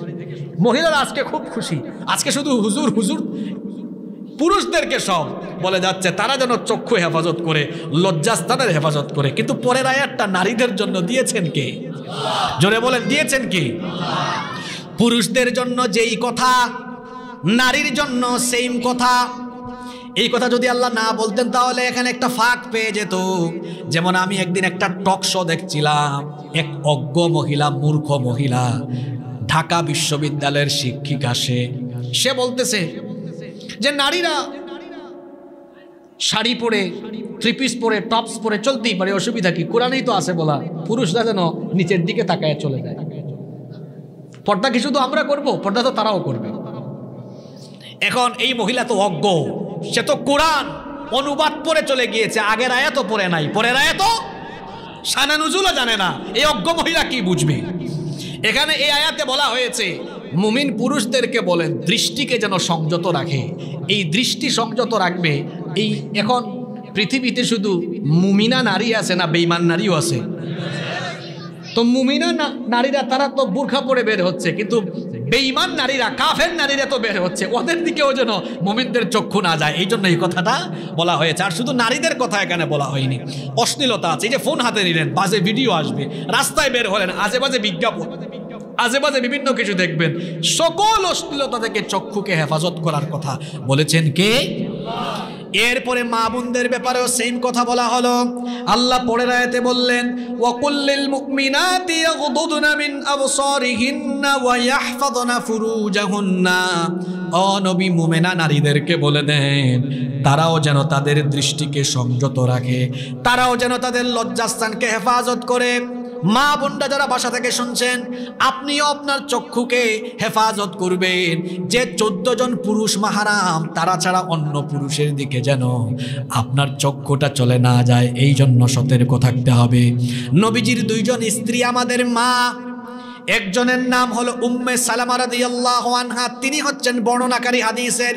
তিনি বলছেন কুনতু ইনদা রাসূলিল্লাহি, সবাই আমার সঙ্গে পড়েন সাল্লাল্লাহু আলাইহি ওয়াসাল্লাম ওয়া ইনদাহু মাইমুনা, তিনি বলছেন আমি নবীজির কাছে ছিলাম, আমাদের সাথে মাইমুনাও ছিলেন। মাইমুনাও হচ্ছেন নবীজির স্ত্রী, উম্মে সালামাও হলেন নবীর স্ত্রী। নবীজির পাশে নবীজির দুই বউ দুই স্ত্রী বসা। জুড়ে বলেন কয়জন? তিনি বলছেন আমরা দুইজন নবীজির পাশে বসে আছি। ফাআকবালা ইবনু উম্মি মাকতুম ওয়া যালিকা বা'দা আন উমিরনা বিল হিজাব। আমরা নবীজির পাশে বসা এমন সময় ইবনে উম্মে মাকতুম নামে একজন অন্ধ সাহাবী আসলেন। কি সাহাবী? চোখে দেখে না এরকম একজন অন্ধ সাহাবী আসলেন। ওই অন্ধ সাহাবী ঘরের ভেতর আসার পরে নবীজি আমাদেরকে বললেন, ইহতাজিবা মিনহু, ও আমার স্ত্রীরা তোমরা তার থেকে পর্দা করো। তখন এই দুই স্ত্রী নবীজিকে জিজ্ঞেস করলেন, আলাইসা আমা লা ইউবসিরুনা ওয়া লা ইয়ারিফুনা, নবীজি সে কি অন্ধ না? সে কি অন্ধ না? সে তো আমাদেরকে দেখে না, আমাদেরকে চিনবেও না, সুতরাং তার সামনে আমরা কেন পর্দা করব? নবীজি তখন বললেন, আফাআন ইয়া ওয়ানি আনতুমা, সে হয়তো অন্ধ ঠিক আছে, কিন্তু তোমরা কি অন্ধ নাকি? আল্লাহু আকবার। সে তোমাদেরকে দেখে না, সে অন্ধ, তোমরা কি অন্ধ? তোমরা তো তাকে দেখবা, তোমাদের চোখের হেফাজত করো। সুবহানাল্লাহ। পুরুষের জন্য যেই আদেশ, নারীর জন্য। একজন নারী ফোন হাতে নিবে, সেও অশ্লীলতা বর্জন করবে। রাস্তাঘাটে বের হয়েছে, ওই নারীও রাস্তার হক আদায় করবে, আজে বাজে জিনিসের দিকে তাকাবে না। বিশ্বাস করেন, আল্লাহর কসম করে বলছি, যদি এই বাংলাদেশের মানুষকে শুধু চোখের হেফাজত করানো যায়, বাংলাদেশে আর একটা জিনা বেবিচারও হবে না। কি ঠিক করানো লাগবে? চোখ ঠিক হয়ে গেলে। পুরুষের জন্য যেই কথা, নারীর জন্য সেই কথা। মুমিনা নারীদেরকে নবী আপনি বলেন চোখের যেন হেফাজত করে, ওয়াহফাজনা ফুরুজাহুন্না, এবং তাদের লজ্জাস্থানের তারা যেন হেফাজত করে, অর্থাৎ তারাও যেন জিনা বেবিচার থেকে বেঁচে থাকে। এরপরের আয়াতগুলো কিন্তু খুব গুরুত্বপূর্ণ। মনোযোগ আছে তো আপনাদের? বেশি না, 12-14 মিনিট মনোযোগ থাকবে না? হ্যাঁ, দেখেন আমি এই পুরো আলোচনাটা শেষ করে এরপরে পয়েন্টগুলো বের করে দিব আপনাদেরকে ইনশাআল্লাহ। দেখেন, পুরুষ আর নারীদেরকে দুইটা কথা বলা হলো, চোখের হেফাজত করো আর লজ্জাস্থানের হেফাজত করো। এবার একটা সুসংবাদ নেন, সুসংবাদ দিয়েছেন বড় হুজুর মুহাম্মদ, পড়েন সাল্লাল্লাহু মান ইয়াদমাল্লি মা বাইনা লাহইহি ওয়া রিজলাইহি আদমানু লাহুল জান্নাহ। যেই ব্যক্তি তার দু চুয়ালের মধ্যবর্তী জায়গা অর্থাৎ জিহবা আর দু উরুর মধ্যবর্তী জায়গা অর্থাৎ লজ্জাস্থানের হিফাজত করবে, অর্থাৎ তার লজ্জাস্থানকে অবৈধ যৌনাচার থেকে বাঁচিয়ে রাখবে, আদমানুলাহুল জান্নাহ, আমি কিয়ামতের দিন তার জন্য জান্নাতের জিম্মাদার হয়ে যাব। যুবক ভাইয়েরা, শুধু নিজের লজ্জাস্থান চরিত্রের হেফাজত করেন, আপনার জান্নাতের ঠিকাদারি নিবেন, জান্নাতের সুপারিশকারী হয়ে যাবেন মুহাম্মদুর রাসূলুল্লাহ সাল্লাল্লাহু। এরপরে আল্লাহ নারীদেরকে বলছেন, পুরুষ আর নারীর পর্দা কিন্তু একরকম না। নারীদের ব্যাপারে আল্লাহ এই আয়াতে বেশি বললেন। আল্লাহ তাআলা এবার বললেন, সমাজ থেকে জিনা, ব্যভিচার, অশ্লীলতা, অবৈধ রিলেশন, হারাম রিলেশন, সকল নোংরামি দূর করার প্রেসক্রিপশন আল্লাহ দিচ্ছেন। আল্লাহ তাআলা এই আয়াতেই বলছেন, ওয়ালা ইউবদিনা যিনাতাহুন্না ইল্লা মা যাহারা মিনহা। আপনাদের মনোযোগ আছে তো? ওয়ালা ইউবদিনা যিনাতাহুন্না, তোমরা তোমাদের সৌন্দর্য প্রকাশ করিও না, সৌন্দর্য দেখাইও না, ইল্লা মা যাহারা মিনহা, যেটা আপনা আপনি প্রকাশিত হয়ে যায় সেটা ভিন্ন কথা। এখন আপনা আপনি কোনটা প্রকাশিত হয়?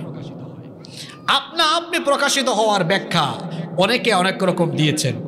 কিছু কিছু মুফাসসির বলেছেন যে তার মুখমণ্ডল আর হাত, কিন্তু এটার বিপরীতে বেশিরভাগ মুফাসসির বলেছেন না, মুখটাও পর্দার অংশ। কারণ এই মুখটা হলো দেহের বা চেহারার সৌন্দর্যের রাজধানী। মুখের দিকে তাকালেই মায়া লাগে। যখন একটা ছেলে মেয়ে দেখতে যায়, ঠেঙের দিকে, পায়ের দিকে তাকায় না, চেহারার দিকে তাকায়। এই জন্য বেশিরভাগ মুফাসসির বলেছেন ওইটাও ঢেকে রাখতে হবে। তাহলে ইল্লা মা যাহারা মিনহা, যেটা আপনা আপনি প্রকাশিত হয়, ওইটার ব্যাখ্যা কি? সংখ্যাগরিষ্ঠ মুফাসসিরিনে কেরাম বলেছেন, তাফসীর ইবনে কাসির, তাফসিরে কুরতুবী, বাইদাউই, কাশশাফ সহ বেশিরভাগ তাফসিরে সংখ্যাগরিষ্ঠ মুফাসসিরগণ বলেছেন, এখানে বলা হয়েছে নারী তার সৌন্দর্য ঢাকার জন্য বুরখা পরল, বুরখার উপরে খিমার পরল, চাদর দিল। এই যে চাদরটা বাতাসে মাঝে মাঝে আলতু আলতু করে নড়ছে, এই যে বাতাসে আলতু আলতু করে নড়ছে, বা একজন নারী হাতে আংটি দিয়েছে, হাতের আঙ্গুলের আংটি দেখা গেল, অথবা সে কোথাও কোনো সিগনেচার করছে, হাতের আঙ্গুল দেখা গেল, এটা কি ইচ্ছা করে দেখিয়েছে না আপনি প্রকাশ হয়েছে? এইটা ভিন্ন কথা। কিন্তু আল্লাহ তাআলা বলেছেন নারীরা ঘর থেকে বের হও, কিন্তু তোমাদের সৌন্দর্য দেখিয়ে বেরিও না। কিভাবে বের হবা আল্লাহ শিখাচ্ছেন, وَقَرْنَ فِي بُيُوتِكُنَّ وَلَا تَبَرَّجْنَ تَبَرُّجَ الْجَاهِلِيَّةِ الْأُولَى। জাহেলি যুগের মহিলাদের মতো বের হয় না। প্রশ্ন হলো জাহেলি যুগের মহিলারা কেমনে বের হতো? আপনারা তাফসীর পড়লে দেখবেন জাহেলি যুগের মহিলাদের ব্যাপারে মুফাসসিরগণ বলেছেন সেই যুগের মহিলাদের বুকে কোনো কাপড় থাকতো না, বুকে কোনো কাপড় থাকতো না, ড্রেস পরুক আর যাই পরুক এর উপরে কোনো চাদর বা ওড়না থাকতো না, এবং মাথায়ও কোনো কাপড় থাকতো না, খোপা বাঁধতো আর পেছন দিকে কয়েকটা গিট মারতো। আল্লাহ বলছেন ওই জাহেলি যুগের মহিলাদের মতো ঘর থেকে বের হয় না।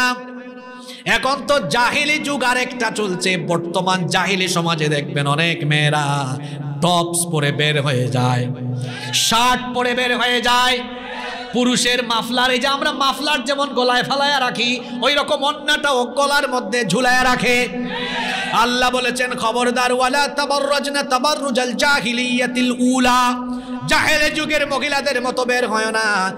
এই রকম বুরখা ছাড়া, খিমার ছাড়া বের হওয়া মহিলা অবশ্য আমাদের ফেনীতে নাই। আপনারা যেমনি আসে বলছেন, এত জুড়ে বলছেন, মনে হচ্ছে ওয়াজ একদম এই জায়গায় ঠিকঠাক কমন পড়ছে। আল্লাহ তাআলা বললেন তো কেমনে বের হতে হবে, বের হব কেমনে? আল্লাহ বললেন ওয়ালিয়াদরিবনা বিখুমুরিহিন্না আলা জুয়ুবিহিন্না, সৌন্দর্য ঢাকো অর্থাৎ বুরখা পরিধান করো, এরপরে মাথার উপর থেকে একটা লম্বা চাদর ফেলে দাও যেটা বক্ষদেশ পর্যন্ত আবৃত করে, নিকাব পরিধান করো অর্থাৎ সৌন্দর্যটাকে ঢেকে রাখো। এখন যে মহিলা সৌন্দর্য প্রকাশ করে বেড়ায় সেই মহিলাকে পর্দার বিধান মানলো না লঙ্ঘন করলো? আরো জোরে বলেন, মানলো না লঙ্ঘন করলো? আর আমাদের দেশে কিছু মানুষও আছে পর্দার ওয়াজ করলো, দেখো মুল্লারা কি আরম্ভ করছে, নারীদেরকে প্যাকেট করে ঘরের ভিতর রাখতে চায়।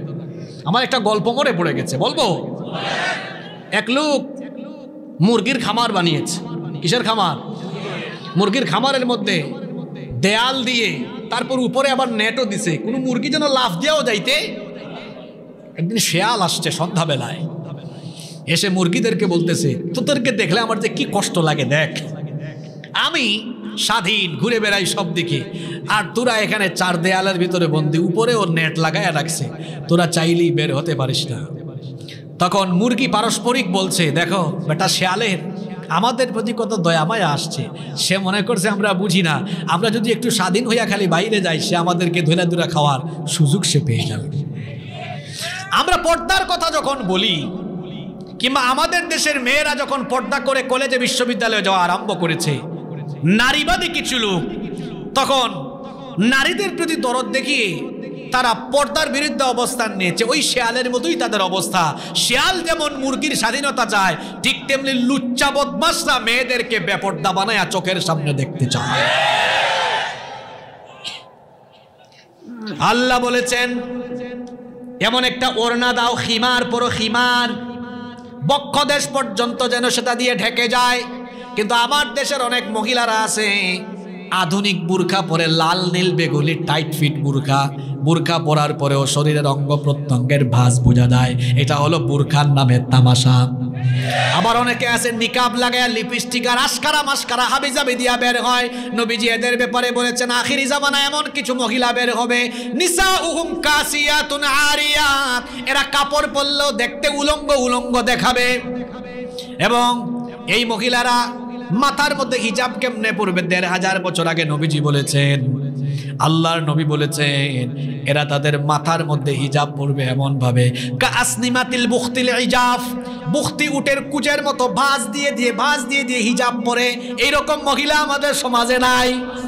নবীজি বলেছেন ইলানুহুন্না ফাইন্নাহুন্না মালউনাত, এই মহিলাদেরকে দেখলে লানত দাও, কারণ এরা লানত প্রাপ্ত মহিলা। কিছু কিছু মহিলা আছে ঘর থেকে বের হলে 2 ঘন্টা 3 ঘন্টা লাগে তার সাজগুজ করতে। হাজবেন্ড বলছে কই গো তোমার কি হলো? কই এই তো আশকারা মাস্কারা আটা ময়দা দিলাম, লিপস্টিক বাকি আছে, আইব্রু বাকি আছে, একটু অপেক্ষা করো। আরো 10 মিনিট পরে ডাক দিল, কই সব কিছুই শেষ, এখন আয়নার সামনে আমি দেখছি নিজেকে। আচ্ছা, আপনি ঘর থেকে বের হবেন, কোথাও যাচ্ছেন, হতে পারে বিয়ে শাদী বা কোনো প্রোগ্রামে, আপনি ঘর থেকে বের হবেন, আপনার তো 2, 4, 5 মিনিট বা 10 মিনিটের বেশি লাগার কথা না। আপনি ফ্রেশ হয়ে বুরখা পরেই চলে যাবেন। যে মহিলা বাসা থেকে বের হওয়ার আগে 2-3 ঘন্টা সাজগুজ করে, ওই মহিলার চরিত্র ভালো না। এই মহিলা পরপুরুষকে দেখাবার জন্য তার শরীরকে স্টেডিয়ামের মতো করে সাজিয়েছে। এটা অসভ্য মহিলা। নিজের সৌন্দর্য অনলি ফর ইউর হাজব্যান্ড, আপনার স্বামীর জন্য। সাজগুজ যা করতে পারেন স্বামীর জন্য করেন। অনেক মহিলা আছে বের হওয়ার সময় সকিনার মতো বের হয় ঘর থেকে, আর হাজবেন্ডের সামনে কামলা বেডির মতো থাকে। আপনারা ঠিক করলেন, আপনারাও কম না। আপনারাও যখন ঢাকার উদ্দেশ্যে বের হন, আরে বাপরে বাপ, নসরুল্লাহ সলিমুল্লাহর মতো বের হন, আর বউয়ের সামনে কামলা বেডার মতো থাকে। আপনার বউকে আপনি যেমন একটু অ্যাট্রাকটিভ দেখতে চান, আপনার বউয়েরও মন আছে, সেও আপনাকে অ্যাট্রাকটিভ দেখতে চায়। তার মানে সব সময় মুষল ধরে থাকতে হবে, বিষয়টা এমন নয়। পরিচ্ছন্ন থাকবেন, গুছালো থাকবেন। আমার নবী সব সময় পরিচ্ছন্ন থাকতেন। কত স্মার্ট ছিলেন। আপনি দাঁত ব্রাশ করেন 2 বার, আর নবীজি আর আম্মা জান আয়েশা রাদিয়াল্লাহু আনহা বলেছেন নবীজি মিসওয়াক করতেন 7 বার। কে বেশি স্মার্ট, আপনি না নবীজি? বলবেন হুজুর 7 বার কেমনে হয়েছে? 5 ওয়াক্ত নামাজের আগে কয়বার? আরো 2 বার কোথায়? আম্মা জান আয়েশা রাদিয়াল্লাহু আনহা বলেছেন নবীজি ঘুমানোর আগে মিসওয়াক করে ঘুমাতেন, আবার ঘুম থেকে উঠেই সবার আগে মিসওয়াক হাতে নিতেন। সুবহানাল্লাহ। 5 আর 2 কত হইল? কষ্ট হচ্ছে আপনাদের? কিভাবে বের হবেন সেটা আল্লাহ বললেন নারীদেরকে, ও নারীরা সৌন্দর্য ঢেকে বের হও, বুরখা পরে বের হও, নিকাব পরিধান করে বের হও। এরপরে আল্লাহ তাআলা বললেন যে কিছু মানুষের সামনে তোমাদের সৌন্দর্য প্রকাশিত হয়ে অসুবিধা নাই, অর্থাৎ তাদের সামনে বুরখা নিকাব পরা লাগবে না, শালীনতার ভিত্তিতে থাকতে পারবা। তারা কারা? আল্লাহ বললেন ওয়ালা ইউবদিনা যিনাতাহুন্না ইল্লা লিবুউলাতিহিন্না আও আবাইহিন্না আও আবাই বুউলাতিহিন্না আও আবনাইহিন্না আও আবনাই বুউলাতিহিন্না আও ইখওয়ানিহিন্না আও বানি ইখওয়ানিহিন্না আও বানি আখাওয়াতিহিন্না আও নিসাইহিন্না আও মা ملكت أيمانهن أو التابعين غير أولي الإربة من الرجال أو الطفل الذين لم يظهروا على عورات النساء। এখানে বলা হয়েছে কাদের সামনে বুরখা আর নিকাব পরিধান করা লাগবে না। প্রথমে বলা হলো তোমাদের স্বামী, এরপরে বলা হলো তোমাদের বাপ, এরপরে বলা হলো তোমার শ্বশুর, এরপরে বলা হলো তোমার সন্তান, এরপরে বলা হলো তোমার স্বামীর সন্তান, ভাইয়ের সন্তান, বোনের সন্তান, এরপরে বলা হলো তোমাদের মতো অন্যান্য যারা মুমিনা নারী আছে তাদের সামনেও বুরখা নিকাব পরিধান করা লাগবে না। এরপরে বলা হলো তোমাদের মালিকানাভুক্ত দাসীদের সামনেও তোমাদের বুরখা পরা লাগবে না। এরপরে বলা হয়েছে এমন পুরুষ যার মধ্যে কাম ভাব নাই, অর্থাৎ খুব বয়স্ক জীর্ণ শীর্ণ মানুষ যার কোনো যৌন চাহিদা নাই। তারপরে বলা হয়েছে এমন শিশু যেই শিশু নারীদের গোপন অঙ্গ সম্পর্কে অজ্ঞ, এদের কথা আল্লাহ বলেছেন এদের সামনে বুরখা নিকাব এগুলো পরিধান করা লাগবে। বাদ বাকি সবার সামনে প্রয়োজনে যদি বের হও তো বুরখা পরো, নিকাব পরিধান করো। আর নারীদের কথা আল্লাহ বলেছেন ওয়াকরনা ফি বুয়ুতিকুন্না, খুব জরুরি না হলে ঘরেই থাকো। ইসলাম নারীকে মর্যাদা দিয়ে ইসলাম নারীকে বানিয়েছে রাজরানী। আর নারীদের প্রতি দরদ দেখায় নারীদেরকে যারা পণ্য বানাতে চায় তারা নারীদেরকে চাকরানি বানাতে চায়। ইসলাম বানিয়েছে নারীকে কি? একটু জোরে কোন।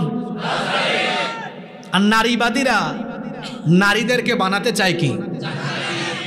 বলবেন হুজুর ইসলাম নারীকে রানী বানিয়েছে কেমনে? তো শোনেন, বিয়ে করে এনেছে, আনার সময় ইসলাম বলেছে তোমার বউকে এমনি আনতে পারবে না, মোহরানা দিয়ে সম্মানের সাথে নিয়ে আসো। সুবহানাল্লাহ। আনার পরে দাসীর মতো আচরণ করো না। আল্লাহ কোরআনে বলেছেন ওয়াশিরুহুন্না বিল মারুফ, সুন্দর সম্মানজনক আচরণ করো। তার ভরণ পোষণের দায়িত্ব স্বামীকে দাও। সুবহানাল্লাহ। নারী রানীর মতোই থাকবে। এই স্বামীকে বলছে শোনো তুমি বাজারে যাচ্ছ না, এটা এটা এটা এটা নাই, এটা নাই, ওটা নাই, ওটা ওটা আনিও। রানীদের কাজ কি? রানী কি নিজে কাজ করে না করায়? কথা বলেন। এক সময় রাজা রানীদের যুগ ছিল না? ছিল। রাজা রানীরা কাজ করে না করায়? নারীদের অবস্থা দেখেন কেমন। হাজবেন্ড যাচ্ছে, ওগো শুনছো এটা এটা নাই, এটা নাই, ওইটা নাই, ওটা আনবা, এটা করো, ওইটা করো। নারী রানীর ভূমিকায় বলতেছে এটা আনো, ওইটা আনো, এইটা করো, ওইটা করো। বানিয়েছে ইসলাম নারীকে কি? রানী। এখন নারীরা নারীবাদীদের খপ্পরে পড়ে নারীরা হয়ে যেতে চায় চাকরানী। আপনি প্রয়োজনে চাকরি করতে পারেন, প্রয়োজন আছে চাকরি করেন, ব্যবসা করেন, ওইটা করলেও ইসলাম শর্তারোপ করে দিয়েছে আপনি পর্দা করে করতে হবে। আমরা একদম শেষের আয়াতে চলে এসেছি। এবার আসেন একটু রিভিউ করি এক মিনিটে। অশ্লীলতা দূরীকরণের জন্য ইসলাম জিনা, ব্যভিচার, ধর্ষণ হারাম করেছে। এটা থেকে বাঁচানোর জন্য কি কি করতে হবে সব ক্রাইটেরিয়া দিয়েছে। ওই যে 1 নাম্বার, একজনের বাড়িতে আরেকজনের বাড়িতে অবাধ মেলামেশা যদি আরম্ভ হয়ে যায়, অবাধে মেলামেশা, ওখান থেকে অশ্লীলতার জন্ম নিতে পারে। এজন্য ইসলাম আগেই বলেছে যা এই বাড়িতে ওই বাড়িতে যাওয়ার আগে পারমিশন নাও। বাড়িওয়ালা পারমিশন দিলে যাও, না দিলে যাইও না। তাইলে আজকে প্রথম শিক্ষা, কারো বাড়িতে যাওয়ার আগে কয় কাজ? জোরে বলেন কয় কাজ? 1 number. 2 number permission. 1 number. 2 number কারো বাড়িতে গিয়ে দেখলেন কেউ নাই, 3 বার পারমিশন নেওয়ার পরেও পেলেন না, আবার এরপরে শুরু হয়েছে চোখের হেফাজত, রাস্তার হক। অনেকগুলো কথা বলেছি। চক্ষুটাকে নিচের দিকে অবনত রাখতে হবে, অর্থাৎ হারামের দিকে চক্ষু দিবেন না। কারণ অশ্লীলতার গেট, অশ্লীলতার দরজার নাম কি? জোরে বলেন। এটা বলেছেন ইমাম কুরতুবী রাহিমাহুল্লাহ। তার এই কথাটা আমার খুব ভালো লাগে। ইমাম কুরতুবী রাহিমাহুল্লাহর এই কথাটা, তিনি বলেছেন অশ্লীলতার দরজা হলো চোখ। চমৎকার কথা এটা। এরপরে বলা হলো লজ্জাস্থানের হেফাজত করো। তার পরবর্তী পয়েন্ট কি? 5 নাম্বার পয়েন্ট হলো নারীরা ঘরের বাহিরে যাবে, কি করে যাবে? পর্দা করে যাবে। 6 নাম্বার পয়েন্ট, কাদের কাদের সামনে পর্দা করা লাগবে না। অর্থাৎ মাহরাম আছে না, নিজের ছেলের সামনে পর্দা করা লাগবে? লাগবে না। বাপের সামনে লাগবে? ভাইয়ের মেয়ে, বোনের মেয়ে, বোনের ছেলে, ভাইয়ের ছেলে, ভাগনা ভাগ্নি, পর্দা করা লাগবে? লাগবে না। এরপরে বলা হচ্ছে অশ্লীলতা থেকে বাঁচানোর জন্য চোখের হেফাজত, লজ্জাস্থানের হেফাজত করতে বললাম। কিন্তু জৈবিক চাহিদা পূরণের জন্য হালাল একটা পন্থাও তো এখন দেওয়া দরকার আছে না? আল্লাহ অশ্লীলতা থেকে বাঁচার আদেশ দিয়ে কিভাবে বাঁচতে হবে পথ দেখায়া এবার শেষে আল্লাহ তাআলা বলছেন এবার তোমাদের চাহিদা পূরণের জন্য যেটা দরকার সেটা বলছি। আল্লাহ বলছেন ওয়া আনকিহুল আয়ামা মিনকুম ওয়াস-সালিহিনা মিন ইবাদিকুম ওয়া ইমাইকুম ইয়াকুনু ফুকারা ইউগনিহিমুল্লাহু মিন ফাদলি ওয়াল্লাহু ওয়াসিউন আলিম। কথায় আছে শেষ ভালো যার, সব ভালো। এটা শেষের আয়াত। এতক্ষণ আল্লাহ অশ্লীলতা বেহায়াপনা থেকে বাঁচবেন কেমনে, চোখের হেফাজত, লজ্জাস্থানের হেফাজত, রাস্তার হক, কত কিছু বুঝাইলাম আমি। এবার আল্লাহ বলছেন এবার তোমাদের মনোবাসনা পূরণের জন্য, জৈবিক চাহিদা পূরণের জন্য কি করবা। আল্লাহ আবার আদেশ দিচ্ছেন সকল মুমিনকে ওয়ানকিহুল আয়ামা মিনকুম ওয়াস-সালিহিনা মিন ইবাদিকুম ওয়া ইমাইকুম। তোমাদের মধ্যে অবিবাহিত ছেলে মেয়ে আর সৎকর্মশীল দাস দাসীদের তোমরা বিবাহের ব্যবস্থা করে দাও। সুবহানাল্লাহ। জিনা ব্যভিচারের বিপরীত হালাল তরিকা হলো কি? বিয়ে শুধু সামাজিক অনুষ্ঠান নয়। আজকে এই কথাটা এখান থেকে নিয়ে যান, আর যে কোনো জায়গায় বিয়ে হলে এটা বেশি বেশি বলবেন, এটা শুধু সামাজিক অনুষ্ঠান নয়, বিয়ে একটা ইবাদত। বিয়ে একটা কি? আল্লাহ বলেছেন অবিবাহিতদেরকে বিবাহের ব্যবস্থা করে দাও, সৎকর্মশীল দাস দাসীদেরকেও বিয়ের ব্যবস্থা করে দাও। এখন প্রশ্ন চলে আসবে যেটা আমাদের মনে আসে, আমরা যেটা বলি বিয়ে যে করবে খাওয়াবে কি? ইনকাম করে কম উপার্জন করে কম। এই জন্য আল্লাহ আয়াতের ঠিক পরের অংশে এই বিষয়ে কথা বলে। শুনেন কি করতে হবে। আল্লাহ বললেন ইয়াকুনু ফুকারা, তারা যদি দরিদ্র হয়, অর্থাৎ অর্থ করি টাকা পয়সা উপার্জন যদি কম করে, সে তার চরিত্র হেফাজতের জন্য যদি বিয়ে করে ফেলে, ইউগনিহিমুল্লাহু মিন ফাদলি, আল্লাহ নিজের অনুগ্রহে ওই দম্পতির সকল দারিদ্রতা দূর করে দিবে। এই আয়াত শুনি আবার আগামীকালকে থেকে একদম ইন্টারে পড়ে দাখিলে পড়ে এদেরকেও বিয়ে করাইয়া দিয়েন না যে শুনছি হুজুর কোরআন থেকে বলছে বিয়ে করলে নাকি ধনী হওয়া যায়। এটা বুঝতে হবে, বিয়ে করলে চরিত্র হেফাজতের উদ্দেশ্যে আল্লাহ দরিদ্রতা দূর করে দিবেন। এটার মানে কি? এটার মানে হলো একজন মানুষ যখন বিয়ে করে তখন তার ভিতরে দায়িত্ববোধ পয়দা হয়। যারা বিয়ে করছেন তারা এটা জানেন, আমি তারা বুঝবা না ভাই। এটা বিয়ে করার পরে মানুষের দায়িত্ববোধ পয়দা হয়, তার রেসপন্সিবিলিটি বাড়ে। তখন সে ব্যক্তি যে পরিমাণ উপার্জন করে আগে বিয়ের আগে যেভাবে খরচ করতো ওইভাবে আর খরচ করে না। তখন সে হিসাব করে এখন আমি একজন না, এখন আমি দুইজন। তখন আর দেখা যায় যে বিয়ের আগে যে অভাব এটা ভাবতো বিয়ে করলে অভাব, আসলে অভাব নাই। আল্লাহরও তখন একটা রহমত চলে আসে। ওই সেই উপার্জন দিয়ে দেখা যায় হাজবেন্ড ওয়াইফ দুইজন একসাথেই চলতে পারে, কারণ রহমত দেন কে? বিয়ে কইরা গরিব হয়ে গেছে ফেরিতে এরকম একজনও পাবেন না। এই যে একটু আগে কাউন্সিলর সাহেব এখানে বক্তৃতা করলেন, উনি কাউন্সিলর হয়েছেন বিয়ের আগে না বিয়ের পরে? আপনাদের মেয়র সাহেব মেয়র হয়েছেন বিয়ের আগে না বিয়ের পরে? আমি পরিচিত হুজুর হয়েছে কখন? বিয়ের আগে না পরে? আমার কথাও বললাম আর কি। মানে আমি যেটা বলতে চাচ্ছি, পৃথিবীতে প্রায় সকল ব্যক্তিদেরকেই দেখবেন বিয়ে করার পরে প্রতিষ্ঠিত হয়, বিয়ের আগে কেউ প্রতিষ্ঠিত হয় না। এটা তো ঠিক বললেন আপনারা, কিন্তু আপনাদের মেয়েদেরকে বিয়ে করার জন্য যখন কোনো ছেলে প্রস্তাব পাঠায় তখন তো আগেই বলেন কি ফেনীতে বাড়ি আছে, সরকারি চাকরি করো, 50-60 টাকা ইনকাম। তো এইটাও ঠিক, আবার ওই জায়গায়ও বিয়ের জন্য ছেলে আসলে ওইটাও মানেন না, ওইটাও ঠিক। যাবো আমরা কোন দিকে? শোনেন, আর মেয়ের বিয়ের জন্য একটা ছেলে প্রস্তাব দিয়েছে, আপনি বলেন যে তোমার বাড়ি গাড়ি আছে কিনা। আপনার বিবেককে জিজ্ঞেস করেন, 25, 26, 27, 28 বছর বয়সে আপনার কয়টা গাড়ি বাড়ি ছিল? তখন কি গাড়ি বাড়ি হওয়ার বয়স? আমাদের দেশের যে কারিকুলাম, পড়াশোনা শেষ করতেই 24-25 বছর শেষ হয়। একটা ছেলে তখন যদি ব্যবসা করুক আর চাকরি করুক, যাই করুক, বিয়ে শাদী আগে মানে পড়ালেখা শেষ করার পরে প্রথমে সে অল্প উপার্জন করবে স্বাভাবিক। সে যদি বাড়ি গাড়ির মালিক হতে চায়, ব্যবসা বাণিজ্য বা চাকরি বাকরি যেটাই করুক, এটা 35-40 বছর হয়ে যাবে। যারা বিয়ের আগেই গাড়ি বাড়ির মালিক, এটা ফেক, ওটা আসল না, এটা তান না, ওটা সে তার বাপ থেকে বা দাদার থেকে পেয়েছে। এই জন্য আমি বলি কি, যে তার বাপ দাদার পরিচয়ে চলে সে গাধা, যে নিজের পরিচয়ে চলে সে শাহজাদা। আপনার মেয়েকে গাধার কাছে বিয়ে দিয়েন না। বাপের থেকে পাইছে, ছেলে দাদার থেকে যারা পাইছে এরা বেশিরভাগ ক্ষেত্রে অলস হয়। আর যারা নিজের পরিশ্রমে সংসার চালায়, নিজের পরিশ্রমে কিছু করার চেষ্টা করে, দেখবেন এই ছেলেগুলো উদ্যমী হয়। এজন্য এই ছেলেগুলো হলো শাহজাদা। বিয়ের জন্য আসলে ছেলেকে জিজ্ঞেস করে, বাবা 5 ওয়াক্ত নামাজ পড়ো, দাঁড়িয়ে আছে নাকি? এরপরে জিজ্ঞেস করবেন হালাল ইনকাম করো কিনা, যতটুকু করো হালাল কিনা। হালাল হয়েছে বাস নিজের মেয়েকে বিয়ে দিয়ে দেন। শুধু টাইলসওয়ালা ঘর আর চাকচিক্যময় বিল্ডিং আর দামি দামি গাড়ি দেখে মেয়ে বিয়ে দিয়েন না। কারণ দামি দামি বাড়ি গাড়ির মালিক ওই ছেলের চরিত্র যদি খারাপ হয়, তাহলে চাকচিক্যময় বিল্ডিং এর ভেতরে আপনার আদরের মেয়ের অবস্থা একদম কপাল পুড়ে ছাই হয়ে যাবে। টিনের বাড়ি, সেমি পাকা ঘর, অল্প ইনকাম করে মাসে 20-30 হাজার টাকা কোনো মতে চলে। ছেলের চরিত্র ভালো, টিনের বাড়ি হোক, সেমি পাকা ঘর হোক, চরিত্রবান এই ছেলের ঘরে আপনার মেয়ে আজীবন সুখে শান্তিতে থাকবে। তাহলে বিয়ে শাদীতে দিনদারিতা দেখতে হবে। কি দেখতে হবে? শেষের অংশ, এখন কারো যদি বিয়ে করার জন্য সামর্থ্য না থাকে, টাকা পয়সা এখনো না হয়, ইনকাম শুরু করে নাই, সে কি করবে? আল্লাহ পরের আয়াতে বলছেন সে সংযমের পন্থা অবলম্বন করবে। সংযমের পন্থা হাদিসে ব্যাখ্যা এসেছে, সে যেন বেশি বেশি রোজা রাখে। বেশি বেশি কি রাখে? রোজা রাখে।